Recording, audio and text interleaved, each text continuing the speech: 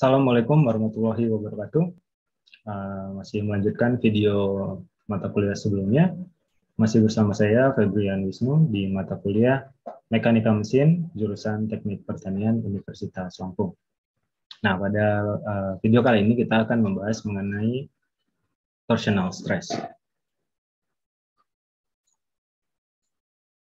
Ya, selain mengalami beberapa gaya ya, sebuah benda kerja juga dapat mengalami sebuah beban atau gaya torsional ya.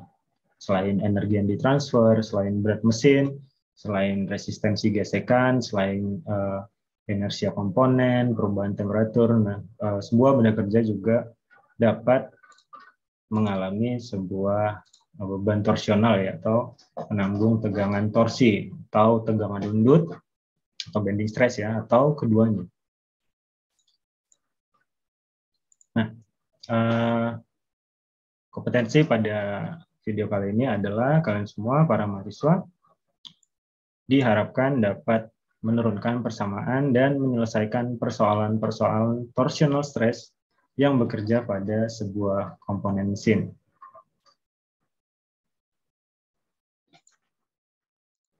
Yang pertama adalah tegangan geser puntir. Nah, ketika sebuah komponen mesin menanggung beban dua kopel sama besar dan berlawan arah atau momen puntir, maka komponen mesin tersebut mengalami torsi. Ya. Apabila sebuah komponen mesin menanggung beban dua kopel sama besar dan berlawanan arah, maka komponen tersebut mengalami torsi. Tegangan yang ditimbulkan oleh torsi disebut dengan tegangan geser torsional. Nah, nilainya tegangan geser torsional 0 pada pusat puntiran dan maksimum pada permukaan terluar. Jadi pada pusat puntiran, tegangan yang ditimbulkan atau tegangan gesernya adalah 0.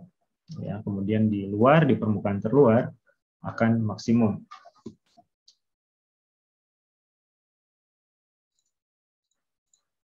Nah, berikut ini adalah sebuah poros atau shaft yang dipasang mati di satu ujung dan dipuntir di ujung yang lain. Jadi yang sebelah kiri itu dipasang mati ya, atau dilem atau dipakukan, pokoknya mati, nggak bisa bergerak. Kemudian dipuntir di ujung yang lainnya di sebelah kanan. Nah, sebagai akibatnya adalah setiap bagian penampang melintang poros mengalami tegangan geser torsional. Nah, tegangan geser torsional bernilai 0 pada pusat sumbu dan bernilai maksimum pada permukaan terluarnya. Tadi saya sudah singgung, bernilai 0 pada pusat sumbu, kemudian maksimum pada permukaan terluar. Nah, tegangan geser torsional ini dapat dihitung ya dengan persamaan berikut ini. Yang di bawah ya. Tau per R sama dengan T max, atau T maksimum ya, dibagi J sama dengan C dikali theta dibagi L, di mana tau adalah tegangan geser torsional pada permukaan luar poros atau tegangan geser torsional maksimum, jadi pada permukaan terluar. Kemudian R adalah jari-jari poros, kemudian T max adalah torsi atau momen puntir maksimum. Dan J adalah momen polar atau momen inersia polar. C adalah modulus of rigidity atau modulus rigiditas ya, atau kekakuan dari bahan poros. Poros ini memiliki sebuah kekakuan bahan yang tergantung dengan jenis bahannya ya. Jadi dia punya modulus rigidity sendiri, sudah ditentukan. Kemudian L adalah panjang poros dan theta adalah sudut puntir dalam radian, bukan dalam derajat. Ya, ini adalah beberapa catatan. Nah, pertama adalah tegangan geser torsional berbanding lurus terhadap jarak dari titik pusat sumbu. Maka T per J sama dengan tau per R. Dari persamaan torsi adalah T max sama dengan tau dikali J dibagi R. Kemudian dalam tegangan torsional, kita biasanya ada dua. Yang pertama adalah poros yang pejal, poros yang nggak ada bolongnya ya, poros yang terisi penuh dari sudut terdalam sampai sudut keluar, jadi nggak ada bolong-bolongnya. Untuk poros kejal, perhitungan momen polar dapat kalian lihat di sini. J sama dengan Pi per 32 dikali D kuadrat. D pangkat 4. Perhitungan torsi maksimumnya sama dengan tau dikali Pi per 32 dikali D pangkat 4 dikali 2 per D. Jadi Tmax-nya sama dengan Pi per 16 tau dikali D K3. Ini untuk apabila porosnya kejal. Nah, kemudian untuk poros yang hollow atau berlubang, di sini kalian lihat ada selisih dari diameter ya. DO ini adalah diameter outer ya, diameter luar, diameter terluar dari poros.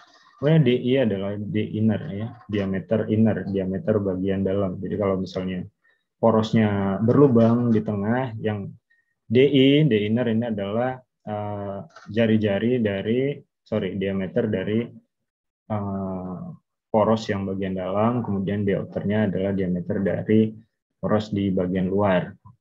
Lihat di sini ada perhitungan selisih diameter ya untuk J-nya.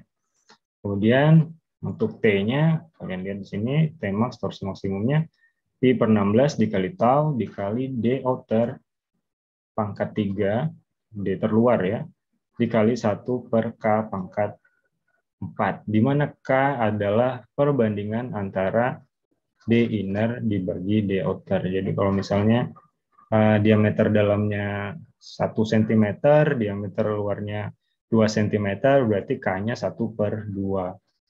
Kalau misal di dalamnya 3 cm, di luarnya 5 cm, berarti K-nya 3 per 5. Jangan lupa ini di pangkat 4. Kemudian di outer yang di sini di pangkat 3. Kemudian catatan keempat adalah C dikali J adalah kekakuan torsional poros. Ya, di mana C dikali J ini adalah kekakuan torsional poros. C-nya tadi adalah modulus rigiditas ya. Kemudian J-nya adalah momen polar atau momen inersia polar. Kemudian catatan kelima, kekuatan poros adalah torsi maksimum yang dapat disalurkan oleh poros tersebut.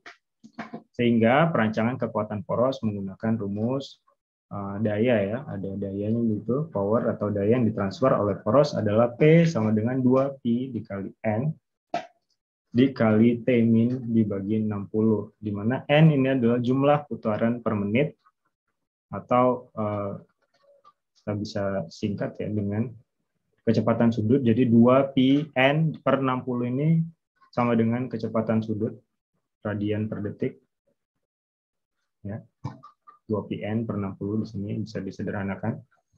Namun persamaan umumnya adalah 2Pn dikali T min torsi rata-rata dibagi 60. Ya, untuk lebih memperjelas cara perhitungannya, kita akan mencoba di whiteboard untuk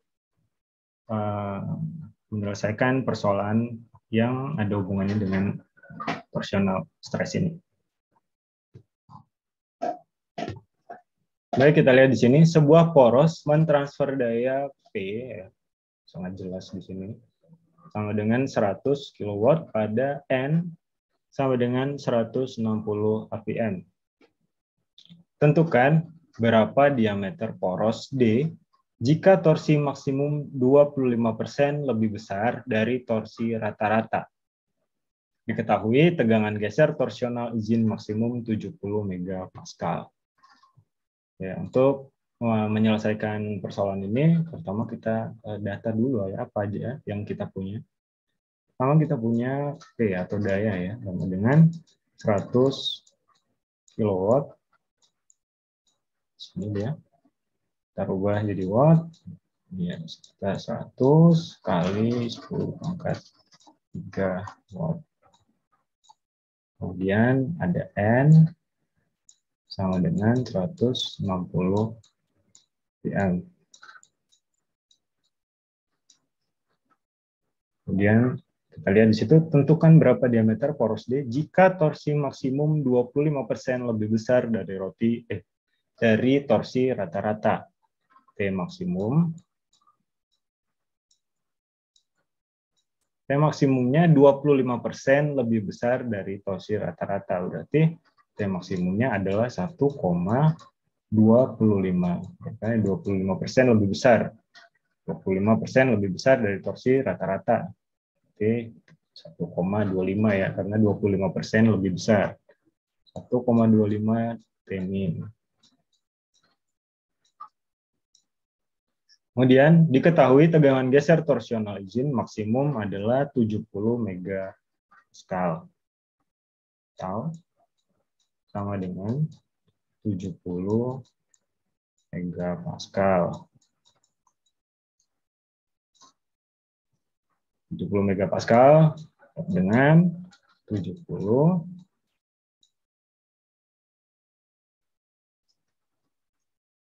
Newton per milimeter kuadrat.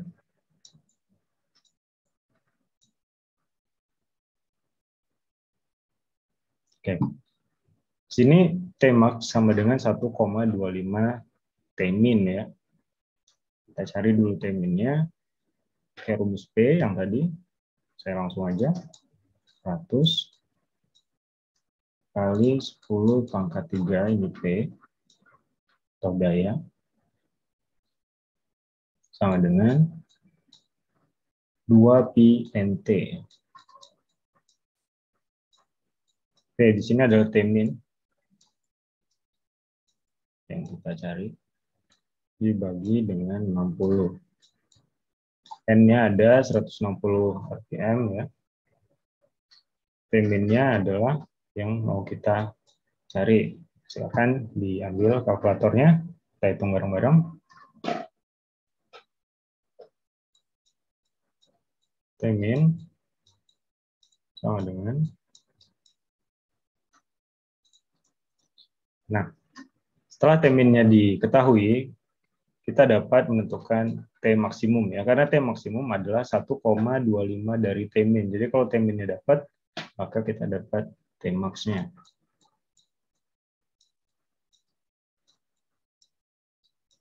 Ya, berapa tadi Tmin-nya? Nggak ada yang menghitung. Saja 5966,6 Newton. Kemudian hitung Tmax-nya sama dengan 1,25 Tmin. Jadi 7458 Newton meter atau 7458 kali 10 pangkat 3 ya. Newton, kita rubah ke milimeter. Nah, ini Tmax-nya. Kemudian dari sini kita dapat menghitung diameternya ya, menggunakan rumus apa? Rumus Tmax. Tadi kita punya rumus Tmax ya. Tmax sama dengan pi per 16 kali tau kali d pangkat 3. Tmax sama dengan pi per 16 kali tau kali d pangkat 3. Karena ini bukan poros hollow ya, ini adalah poros pejal. Cuma satu diameternya, nggak ada diameter dalam, diameter luar, jadi kita pakai yang poros pejal. Tmax-nya kita punya, kemudian taunya adalah ini 70 Newton per milimeter kuadrat, dapat D pangkat 3. Silakan dihitung. D-nya sama dengan sekian milimeter. Ini untuk soal yang pertama. Silakan dihitung sendiri ya, berapa diameternya. Kemudian kita berlanjut ke soal selanjutnya.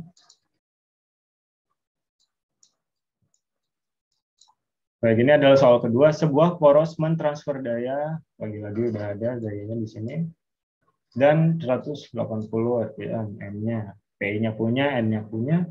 Jika tegangan geser izin pada material poros tersebut 60 megapascal, tentukan diameter poros yang cocok. Lagi, poros terpuntir tidak lebih dari 10, maaf ini 1 derajat ya. 1 derajat per 3 meter panjang.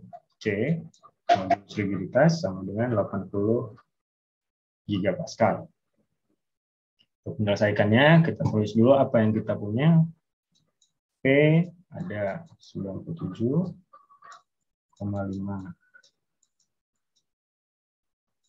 kilowatt, terubah jadi watt. 97,5 kali 10 pangkat 3 watt. Kemudian N-nya kita punya, N sama dengan 180 rpm. Kemudian ini ya, tegangan geser izin, tahu, sama dengan 60 megapascal. Ubah jadi 60 Newton per milimeter kuadrat. Kemudian tetanya ya, ini poros terpuntir tidak lebih dari 1 derajat per 3 meter panjang. 1 derajatnya kita rubah jadi bentuk radian ya. Ini kita rubah jadi bentuk radian sama dengan 1 derajat dikali pi per 180 derajat. Sama dengan 0,0174 radian. Kemudian tidak lebih dari 1 derajat per 3 meter panjang. Berarti L-nya ya, panjang porosnya 3 meter. Ya, C, modulus rigiditas sama dengan 80 gigapascal. Sama dengan 80 kali 10 pangkat 3 Newton per milimeter kuadrat.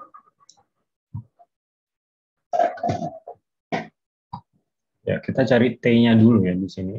Karena P punya, N punya, T yang kita nggak punya, kita cari dulu. P sama dengan 2 pi N T per 60. Ini untuk mencari T-nya. N punya, P punya, tinggal T-nya ya. T-nya sama dengan, silakan dihitung sendiri, 18,852.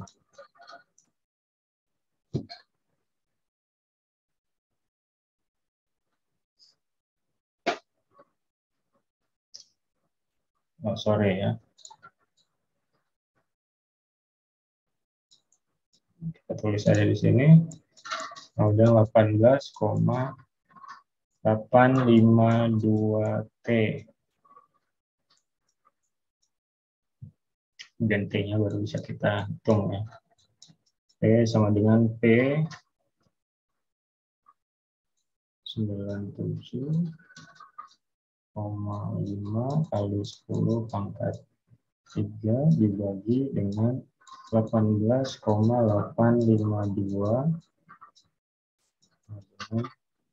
5172 Newton meter atau 5172 Newton kali 10 pangkat 3 Newton milimeter. Ya, kemudian ditanyakan tentukan diameter poros yang cocok. Nah, untuk menentukan diameter ini kita dapat menggunakan dua asumsi. Yang pertama berdasarkan kekuatan poros. Kalau berdasarkan kekuatan poros kita bisa menggunakan rumus torsi ya. Rumus torsi untuk diameter poros pejal yang P max sama dengan pi per 16 dikali tau dikali D pangkat 3. Ya. Dari sini kita dapat D-nya ya. Ini untuk menentukan diameter poros berdasarkan kekuatan porosnya.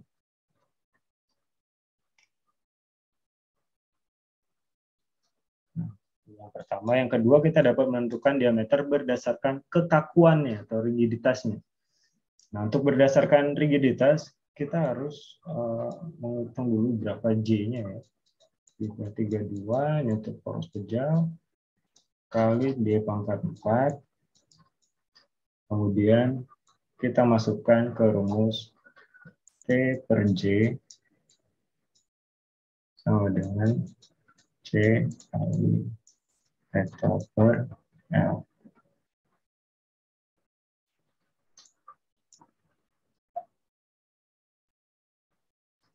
Ya, di sini D-nya kita masukkan ke J ya. Ya, sehingga ini dapat diameternya nanti. Jadi ada dua sebenarnya. Pertama, berdasarkan kekuatan poros. Berdasarkan kekuatan poros kita menentukan diameternya berdasarkan kekuatan. Berdasarkan kekuatan poros kita menggunakan rumus torsi. Nah, berdasarkan kekakuan poros atau rigiditasnya kita menggunakan rumus T per J sama dengan C dikali theta per L. Ya, silakan ini dihitung dua-duanya. Baik yang berdasarkan kekuatan dan berdasarkan kekakuan. Kemudian nanti dipilihnya ukuran yang paling besar. Silakan ini untuk tugas kalian untuk menghitung berapa diameter yang cocok untuk sistem yang ditanyakan seperti ini. Baik, itu aja materi pada video pembelajaran kali ini. Silakan dikerjakan ya, dicari berapa diameter yang cocok untuk soal terakhir tadi. Saya kira nggak sulit karena udah ada angka-angkanya. Terima kasih atas perhatiannya. Assalamualaikum warahmatullahi wabarakatuh.